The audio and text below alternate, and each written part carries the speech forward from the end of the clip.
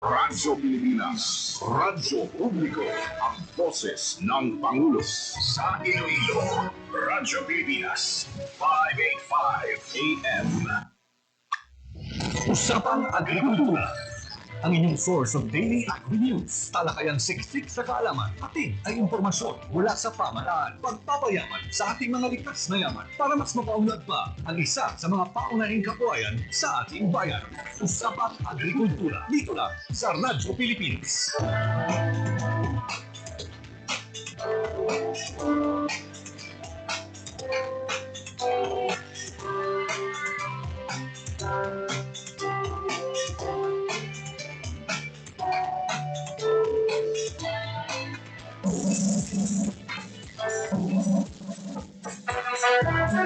Yari na ang programa na nagadala sa inyo sa mga impormasyon sa sektor sa agrikultura. Ginadulong sa Department of Agriculture, Western Visayas. Kadalagan sa agrikultura.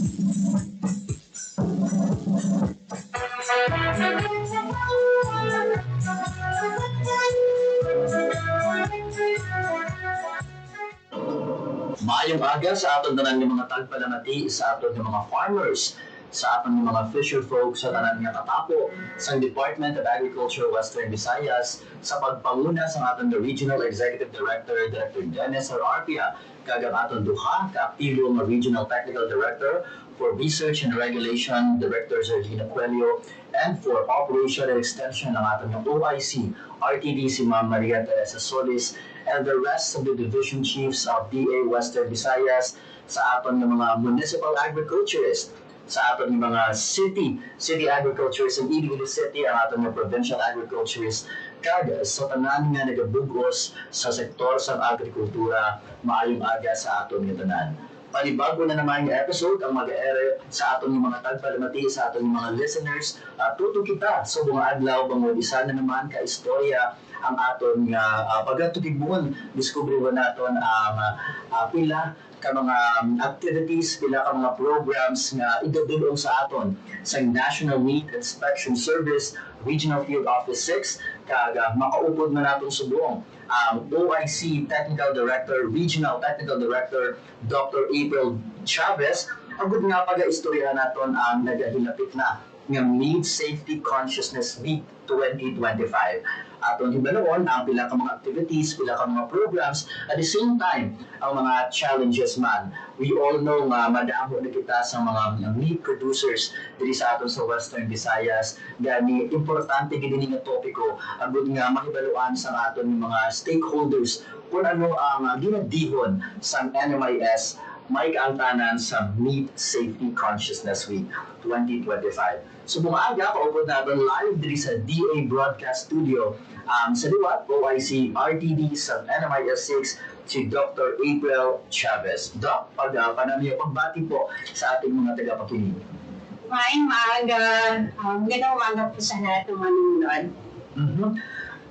And in regards with the celebration of the Meat Safety Consciousness Week 2025, Doc, can you please share sa ating mga listeners yung main objectives ng itong celebration at bakit ito importante for both consumers and stakeholders sa industriya naman po ng meat? For this October 13 to 17, NMIS will be celebrating its 53rd founding anniversary as well as the 32nd Meat Safety Consciousness Week. So ang team po namin ngayon is Kalinigtas at Sapat. Tungkulin natin lahat tungo sa masaganang bagong Pilipinas. So ang layunin po nito ay maipakita at maipahayag muli sa ating mga kapwa Pilipino ang mission ng NMIS na patuloy na iangat, paunlarin at palakasin ang sektor ng meat sa pamamagitan ng NMIS will be celebrating its 53rd founding anniversary as well as the 32nd Meat Safety Consciousness Week on October 13 to 17. And for this year's theme po is Karning, Ligtas at Sapat, tungkulin natin lahat tungo sa masaganang bagong Pilipinas. So ang layunin po nito ay maipakita at maipahayag sa ating mga stakeholders ang misyon ng NMIS na patuloy na palakasin ang meat sector, lalong-lalo na po sa value chain mula sa katayan hanggang po sa mga consumers. So with the modernized meat inspections services that ensure adequate supply of safe and wholesome meat for our Filipino consumers. And in regards po yung mga challenges, ano naman po yung mga karaniwang mga challenges na kinakaharap ng DA, NMIS when it comes sa pagpasiguro na ang mga karne dito sa Western Visayas ay ligtas, and paano po ang ating agency ina-address yung mga ditong concern para protektahan yung public health. Sa kasalukuyan po, we are working with LGU, our local government unit as partner implementing agency, na mas mapadami pa po yung mga licensed meat establishment natin na mas compliant sa national standards. So, sa ngayon po kasi we only have two. For example, sa Catayan, nawala lang po yung license natin ng facility sa ngayon na located sa Aklan, so sa province of Aklan. So yun po yung pinagtutulungan natin with other LGUs na mas madami pa po, madagdagan pa yung mga slaughterhouse facilities para mas makapag-produce pa tayo ng mas malinis na karne sa Catayan po yun. And can you walk us through po, Doc, yung role ng National Meat Inspection Service sa pag-maintain naman po ng food safety from slaughterhouses up until meat, at until may benta po ito sa ating mga local markets?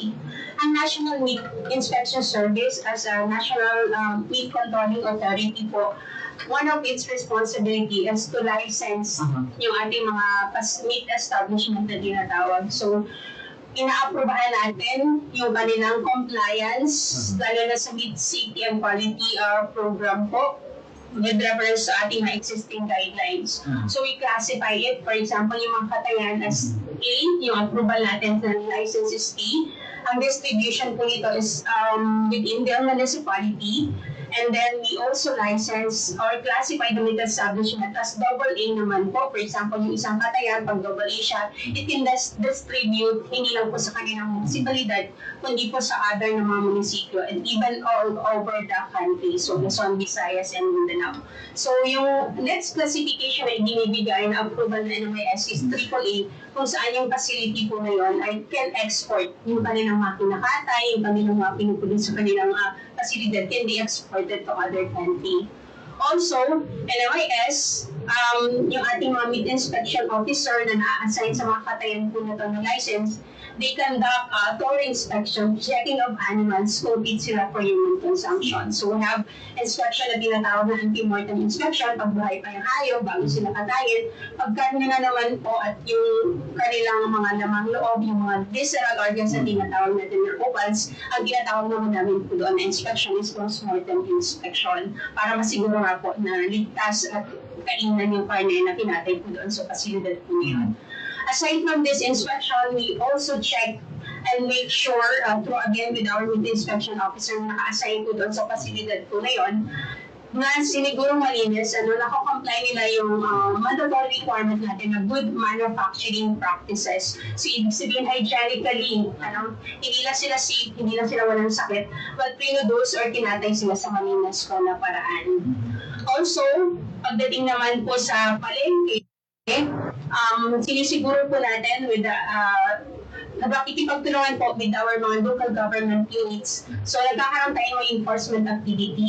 So, chine-check natin na sinisiguro ng mga nagtitinda na hygienically din po, malinis na naka-display at malinisin ang sinisort at tinitinda yung kanilang mga karne. And with the transport, sinisiguro pa din po natin na during transport, malinis din po yung mga karne po niyan because we also register mga meat transport vehicle. So sinisiguro natin yung mga paglalagyan ng mga kinatay na in compliant pa din po siya doon sa hygienic na pagta-transport po ng mga karne. There you have it sa ating mga listeners, the comprehensive discussion sa role ng National Meat Inspection Service sa pag-maintain ng food safety from the slaughterhouses up until maibenta po ang ating mga karne sa lokal na mga merkado. And bilang consumidor po, Doc, ano po yung mga practical tips o guidelines ang dapat nating tandaan when it comes to buying, sa pag-handle, and sa pag-prepare ng ating karne na masiguro na ito ay ligtas para sa ating mga pamilya. Sa ating po mga mamimili, sa mga ating pumasok, siguraduhin po natin na hindi din po natin kami ay makikitaan po natin yung mga magtatak ng pagsusuri. Kasama po doon yung certification na binibigay ng mga meat inspection officer na naka-assign po doon sa Katayan, yung tinatawag po natin meat inspection certificate. So yun po yung palatandaan or yung dokumento na pwede nilang tingnan. So also, they have to check na siguro din po nila na yung karne is maganda po yung itsura. So usually yung ating mga pork meat, ang color po niyan is grayish pink.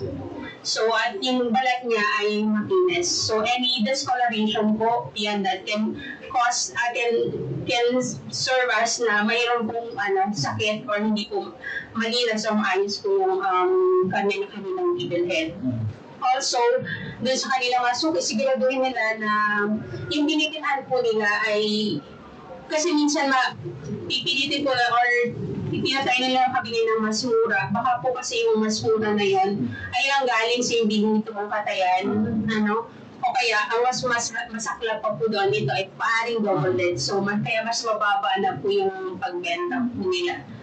And also, kung mga sa grocery store naman po, kung mga frozen yung kanilang mga bibilhin, mga controlled temperature ng mga product, as much as possible, ihuli nila po yung bilhin.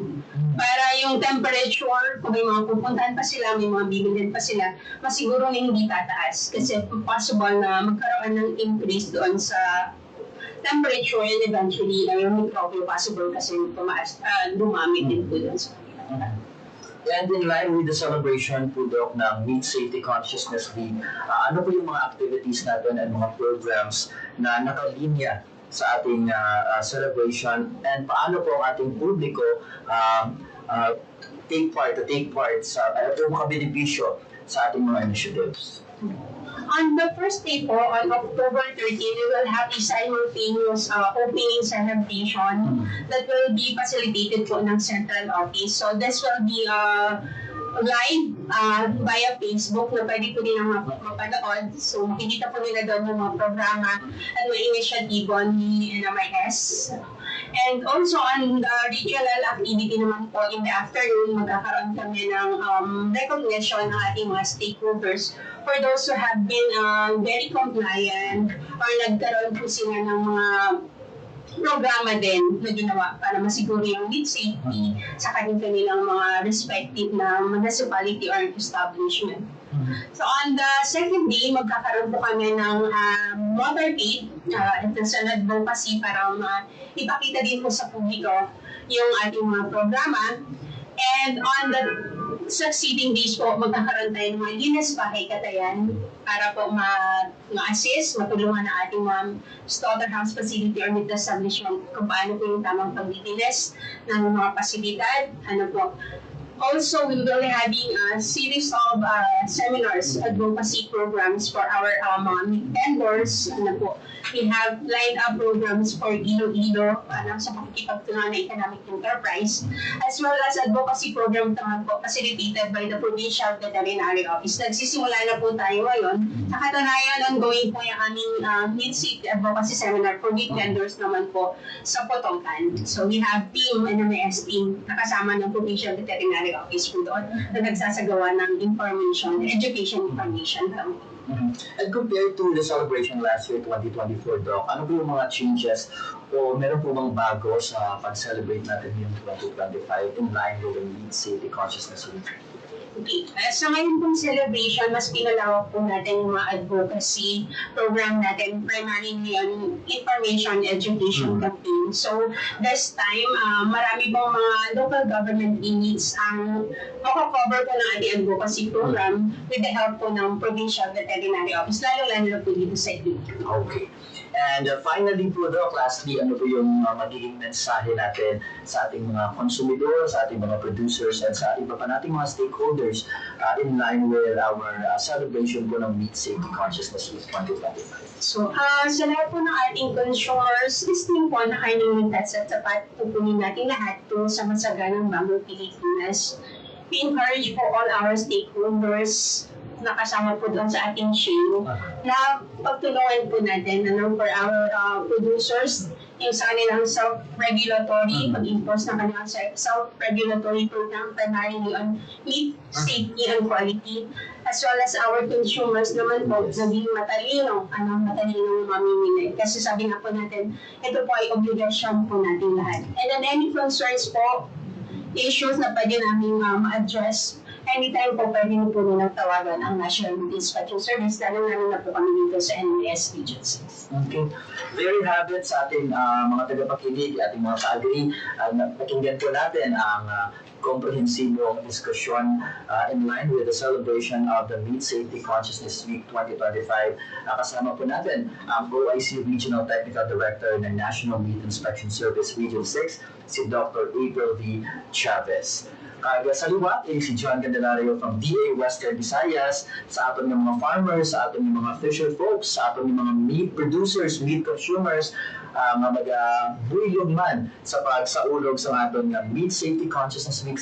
Subong naman niya nga 2025, kamay pa nga mangin madinalagon, kamay pa nga mangin na produktibo ang aton nga selebrasyon. Don't forget to follow our official Facebook page, Department of Agriculture, Western Visayas. Madam, huwag salamat at maaling maaga sa ating tanan.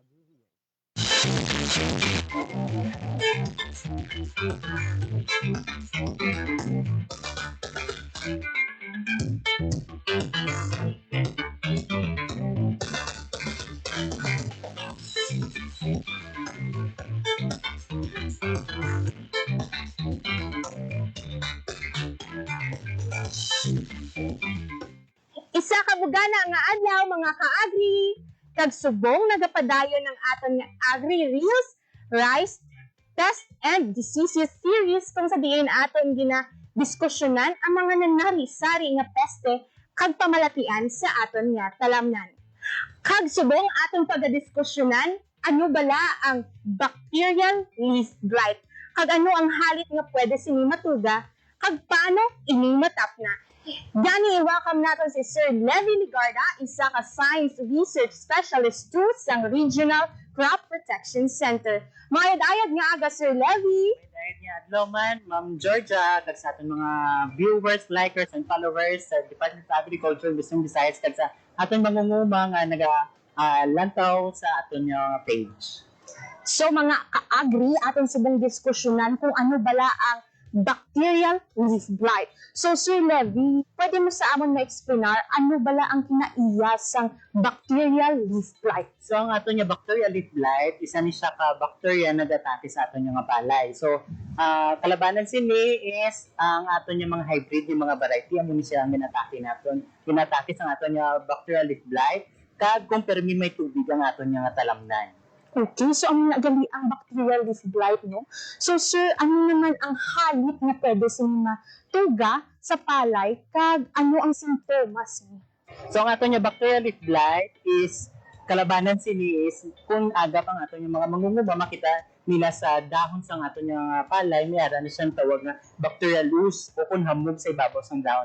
Dahil kung magmala ini, nagakalaya ini ang dahon sa ato niya palay na starting sa puntas ang dahon pakadto sa idalom sang dahon sa ato niya mga palay. Ang kahalitan sini is kung kaysa there tendency nga wala na unod o kung upahon ang ato niya nga pasi sa ato niya nga palay tungod sa bacterial leaf blight. Okay, so mga ka-agri, amo to galing halit na pwede matugas ang bacterial leaf blight. Kag amo man to mga sintomas na dapat naton bantayan. So sir, ano naman niya ang mga tikang o kung aksyon na pwede mahimo sang aton mangunguma agud malikawan ang bacterial leaf blight? So nauna, dapat mag-select sila sang resistensyado nga variety o resistant nga mga varieties katinlo sa palibot sang aton nga talamnan. Kag kung may tubig man ang ilang talamnan, ma-practice sila sa matawag nato niya AWD or alternate wetting and drying para mapahagan-hagan ang epekto sa ato niya bacterial leaf blight sa ato niya mga palay. Okay. So, sir, hinali nga magduging ang amuni nga pamalatian sa mga palamnan sang aton mangunguma. Ano sir ang inyong napanugyan nga aksyon na pwede nila maubra agud matak na ang amuni nga pamalatian? So, practice sila sang water management, no, kag ang balanced fertilization sa aton nga palay kay para hindi din sila dasing matake sa aton nga bacterial leaf blight. Kung may aragid man niya incident sa talamnan, so pwede sila ka-apply sa aton nga mga talamnan sang mga copper-based naton nga mga fungicide. Okay. So, sir, magluwas sa ilang nga mga aksyon na pwede maubra. Sir, may ikasarang bala nga ibulig ang atong departamento agud malikawan kag matak na ang amuni nga pamalatian? So, mabulig sa aton nga departamento, una-una is information dissemination kuno para aware ang aton mga farmer kung ano ni siya ang BLB kag kung paano ni siya imanihar. So, after na ma-affected sila sa aton nga BLB, araduhon nila after harvest kay para ma-expose ang bacteria sa init. Kag pwede sila kagamit sang Trichoderma harshana, which is the fungal antagonist, during land trip sa ilang talamnan para matap na ang bacterial leaf blight. Okay, so sir, madamo din nga salamat sa imo pagpaambit sa imo nga ihibalo ag impormasyon regarding sa bacterial leaf blight. Madamo man yung salamat, Ma'am Georgia. Tag sa aton yung mga mangungumain, kaso gid man mayara sila bacterial leaf blight sa ilang talamnan. Report lagi sila sa aton sa mga LGU o kung dire sa amon sa Regional Crop Protection Center para magaan naton sila sa insaktong impormasyon kung paano nitap naon ang bacterial leaf blight sa ilang talamnan. Kagamo yun to ang isa naman ka episode sang aton nga AgriReels Rice Pest and Diseases Series. Kung sa diin atong gindiskusyonan ang bacterial leaf blight kag kung ano ang iya nga kinaiya kag paano ini matap na. Kabay nga madamo man kamo natun-an sa sini nga episode. Gani, comment down below kung may mga palamangkutanan kamo kay aton ini pagasabton sa bulig ni Sir Levi Ligarda. Bugana nga panubason aton handom. Padayon lang magtuon kag magtukib sang impormasyon na hanungod sa pagpanguma. Gani, i-follow lang ang aton official Facebook page, Department of Agriculture, Western Visayas. Kag ini ang inyo kasubong nga mangunguma si Georgia May Cordova nga nagasiling pasanyogon ang agrikultura agod gutom malitawan sa bugos nga rehiyon.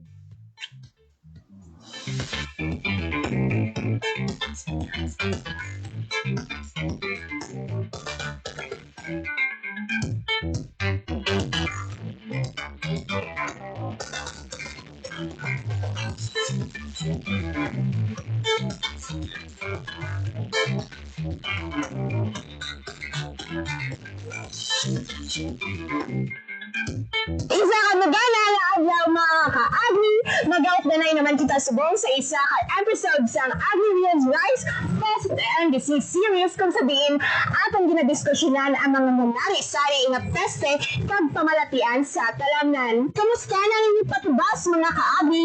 Subida man ako ni Rada kabay nga wala na hamitan sa peste ang inyo talamnan. Kasubong sa peste nga ilaga!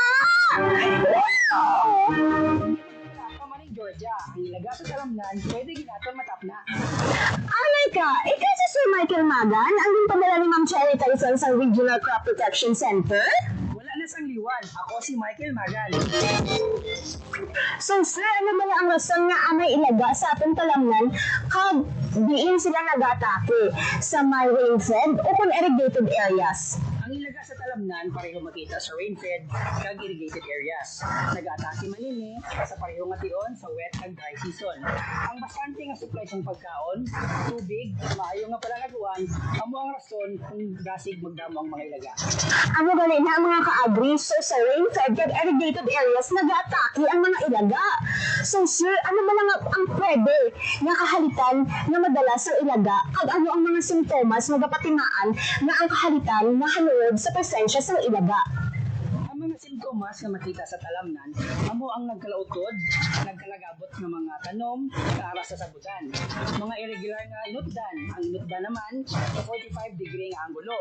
Mayara man sang mga buho, sa kanal, sa talamnan, ug sa kahon, ug mayara man sang mga footprint or mga inagyan sa ilaga. So sir, anong mga tikang o kung aksyon na pwede mahimo sa atong mga nguma agad malikawan ang mga peste nga ilaga? Para malikawan ang peste nga ilaga, dapat gid nga mag-practice ang sanitation, ang pagpanindot sa palibot, sa kanal, ug sa bilog nga talamnan. Pwede man kita mag-practice ang synchronous planting or ang dulungan nga pagtanom, duha ka semana dapat nakatanom na ang tanan. So sir, paano naman kung may presensya sa ilaga sa atong talamnan? Ano ang pwede naton himuon? Kung ara na gid man ang mga ilaga sa talamnan, pwede gid naton mag-flooding, no? Ang pagpataas ang level sa tubig, agud malikawan ang paghilagaw, pagpanginaon sa mga ilaga sa talamnan. Pwede man kita kabutang sa mga crops, sa masani inagyan sa mga ilaga, pwede gid sila kagamit man sa mga recommended nga mga hilo para sa ilaga. Okay, so sir, sa bahin sa Department of Agriculture, anong mga tikang o kung aksyon ang ginapanugyan mo na dapat nila himuon agad malikawan o kung matap na ang peste nga ilaga? Ang Department of Agriculture gakandak sang nagkalain-lain ng mga information dissemination para sa ilaga ug sa iban pa nga mga peste sa talamnan. Mayara kita nga mga training para sa aton yung mga mangunguma, mayara man kita mga seminar, may mga pest advisory kita nga ginahatag naton sa aton nga mga Provincial Agriculture Office, kag-ara man sa aton official Facebook page, kag may ara man sa radyo. Dapat ang amon gid nga ni-encourage ang aton nga mga local government units na mag-conduct sang community-based rat management campaign. Kung sa diin ang isa ka barangay nga ululupod para magkapna sa ilaga. Kaya mo na nga tiyempo, nubo pa ang population sa ilaga, limited pa ang ilang supply ng pagkaon ng tubig, maghapos lang sila imanihari. Mga kaagri, damo naman kita may nabalaan tungkol sa plastic nga ilaga tungod sa bulig ni Sir Michael Magan. Sa aton nga mga mangunguma, kung pwede sa ilaga ang ilang nga problema, dapat gid maunahan natin sila na hindi makapanghalit sa aton nga kalamnan. Kaya dapat natin bandaan, prevention is better than cure.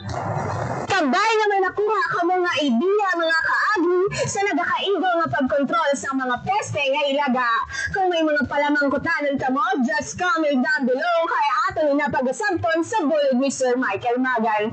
And don't forget to like and share our Facebook page, Department of Agriculture, Western Visayas. Pag-ini ang inyo kasubo nga mamumuma si Georgia May Cordova na nagasiling pasayagan ng agrikultura agad malikawan ang gutom sa bagas nga rehiyon.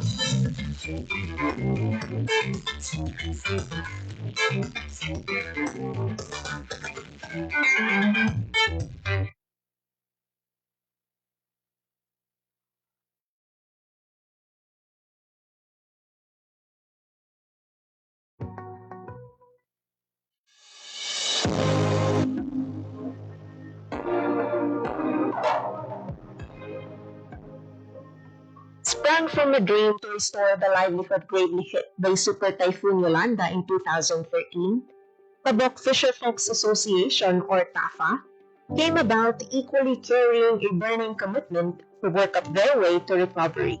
TAFA, in its budding year, started with 112 members upon establishment in August 2013.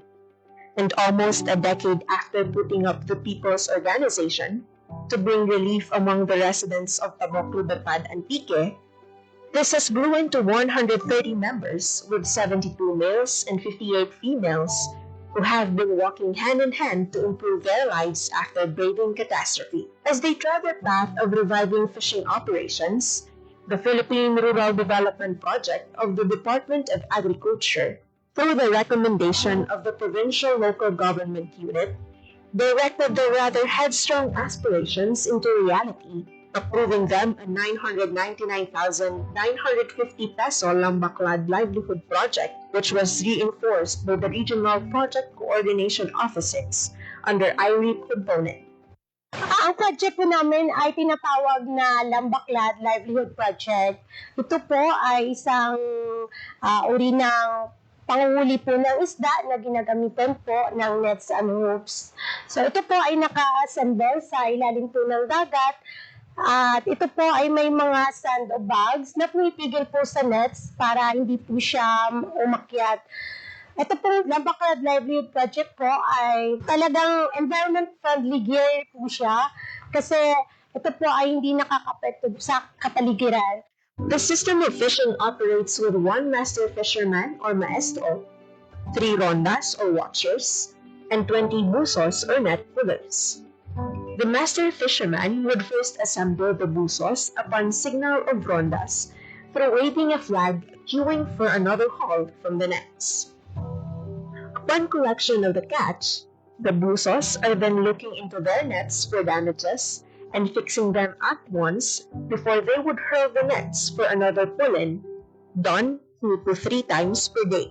On the pursuit of reviving their daily source of income, the association observes a number of best practices, upholding their unifying goal to increase the income of the members by at least 59% annually, from 30,000 pesos to 47,834.11 centavos. Provide employment to at least 30 persons in the locality, and increase membership by 5% annually. On top of their initiatives or best practices, TAFA incorporated a weather monitoring mobile application, Windy, which helps them keep the weather in check for conditions that would possibly affect their operations. Owing to the core of their association of restoring the livelihood devastated by typhoon. Members, particularly the fishermen crew, were trained and educated to make use of the technology at their advantage. It is being regularly monitored and cross-checked for accuracy and efficiency. Further, among the maintenance practices likewise observed were the monthly nets off or the suspension of fishing operations intended for net cleaning upon accumulation of moss, which lasts for a week, and a total nets off lasting for a month. Yung lambaklad po ay nagsisimula po siya ng January to May. And then, may totally nets off po kami na tinatawag pag June to September. Kasi yung time po ng total nets off is habagat po siya dito sa place namin. So, magre-resume po yung aming operation September up to May ulit. Tuwing totally nets off po, bali ang ginagawa po ng aming mga members ay ang kumpunihin po yung aming mga nets. Lilinisan po siya, tatanggalin po yung mga lumot, at i-repair po yung mga balsa, yung aming mga pambot kung may sira po. Para po maka-prepare din po para sa operation po namin sa susunod po na mga buwan. So, sa time po na total nets off, meron din po kaming capability building, mga trainings na pinakandak po namin para tuloy-tuloy po yung aming kaalaman. Kung kahit wala kami pong operation, tuloy-tuloy po yung aming kaalaman para po sa pagpapatakbo po ng aming project. Now clocking to its 10th cycle of operation, the Lambaklad Livelihood Project has shown continued increase in sales since 2018, having 6,718.61 kilograms of fish catch, which translates to 506,084 pesos recorded sales in its first year, and 8,952.70 kilograms of fish catch, translating to 995,221 pesos in 2019, and 9,971.85 kilograms of fish catch, which translates to 1,138,652 pesos in 2020, and 11,485.45 kilograms of fish catch, translating to 1,579,948 pesos in 2021, and 33,340.30 kilograms of fish catch, which translates to 4,380,256 pesos in 2022, respectively. Being an established organization, the profit-sharing scheme is being employed with the association, firstly compensating the rondas on duty for the day, with 10% from the gross sales, whereas a weekly 30% are utilized for the fishermen crew and the remaining 60% for the association share. With TAFA's civil society organization accreditation, various grants from the regular programs of the Department of Agriculture came their way and have been an additional income-generating activity among its members. Few of these are trading capital assistance amounting to 332,100 pesos under the DA Ahmad 6, various support to enterprises, supplementing the trading capital for fish buying and selling activity of TAFA last November 5, 2021. Kung total nets off po, wala po kaming lambaklad operation, so wala po kaming income. Meron naman po kaming alternate sa isa naming project na tinatawag po na Talipapa. Ang Talipapa po ay binigay din po sa amin ng regular fund ng DA na ginamit po namin para sa pagbili po ng mga isda, gulay, manok, mga karne sa mga local farmers po namin dito sa aming barangay. Yung purpose po talaga niyan is para makatulong din po sa aming mga local farmers na mabili po ang kanilang mga produkto. Nakakatulong din po yung aming Talipapa project para po sa community po namin kasi medyo malayo po kasi yung place ng bayan po namin na pumunta pa sila doon para bumili po ng kanilang mga kailangan sa kanilang mga bahay. Dahil meron na po kaming Talipapa, usually dito po talaga bumibili, lalo na po yung mga members po namin. Tinatangkilik po talaga at na mga kalapit po namin ng mga barangay. This is coupled with the enhanced Kadiwa ni Ani at Kita financial grant assistance under Type B category or logistical support, amounting to 1 million pesos for the procurement of their own delivery truck to address the challenges in delivering their product to the market due to frequent lockdowns during pandemic. And in 2023, another enhanced Kadiwa grant amounting to 1,500,000 pesos for the procurement of equipment, materials, and labor for the expansion and operations of Lambaclad Enterprise is underway. For the expected expansion of the enterprise, it aims to employ another 20 fishermen and would open employment among the residents of Libertad Antique. Notably, as the association eyes for sustainable livelihood, they allocated 40% of their income as contingency fund, as maintenance of their fishing equipment, and as allocation for the planned expansion of the livelihood project. Para po sa aming contingency plan, meron po kaming nakalaan po na 40% mula po sa aming gross sales. Ito po ay tinatabi po talaga namin para po may magamit po kami sa maintenance po ng aming Lambaclad project. So ito rin po ay gagamitin po namin kung sakaling magkakaroon na po kami ng time na kami ng expansion para sa isa pong unit ng aming Lambaclad.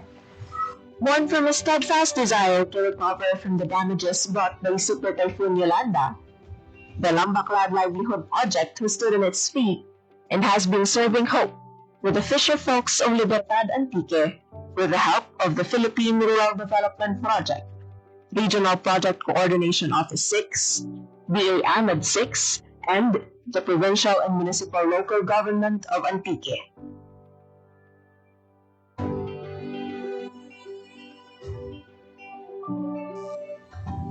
Hatid ay balita, impormasyon at sari-saring kaalaman tungkol sa sektor ng agrikultura sa ating bayan. Usapang Agrikultura kasama ang Department of Agriculture. Alamin ang mga hakbang ng administrasyon para mas mapaunlad pa ang iba't ibang industriyang agrikultural at pakinggan ang mga proyektong handog sa mamamayan upang mapalago ang kanilang mga kabuhayan. Usapang Agrikultura, Lunes hanggang Biyernes, alas 5 ng umaga, dito lang sa Radyo Pilipinas. Ang inyong tulay sa himpapawid ng serbisyo publiko, ang Presidential Broadcast Service, Radyo Pilipinas, Radyo Publiko. Radyo Pilipinas! Radyo Publiko! Kinilala ng pang-international at prestigyosong Asia Pacific Broadcasting Plus Awards 2025 para sa kategorya ng Government Streaming. Ito ay dahil sa epektibo nitong pagsasanib ng mga tradisyonal na media tulad ng telebisyon, radyo at print para masabayan ang mabilis na pag-inog ng mundo ng digital at social media tungo sa mas epektibong paghahatid ng mahahalaga at napapanahong mga impormasyon sa mamamayang Pilipino. Kinilala rin ang Radyo Pilipinas dahil sa patuloy na pag-akyat ng rating. Ngayon ay matatag sa pang-4 na pwesto sa Mega Manila ayon sa pinakahuling Nielsen Radio Audience Measurement Survey. At sa social media, nakamit ang mahigit 2,000% pagtaas ng bilang ng mga sumusubaybay sa Radyo Pilipinas page sa unang bahagi ng 2025. Patunay ito na ang inyong Radyo Pilipinas Radyo Publiko ay tunay na kaagapay ng inyong pamahalaan sa paghahatid ng serbisyo sa mga mamamayang Pilipino. Mula sa aming lahat, sa ngalan ng inyong pamunuan at mga kawani ng Presidential Broadcast Service, kasama ang inyong mga himpilan ng Radyo Pilipinas sa buong kapuluan. Maraming salamat po sa inyong lahat, sa inyong pagtangkilik at pagkilala. Radyo Pilipinas! Radyo Publiko! Radyo Publiko! Radyo Pilipinas!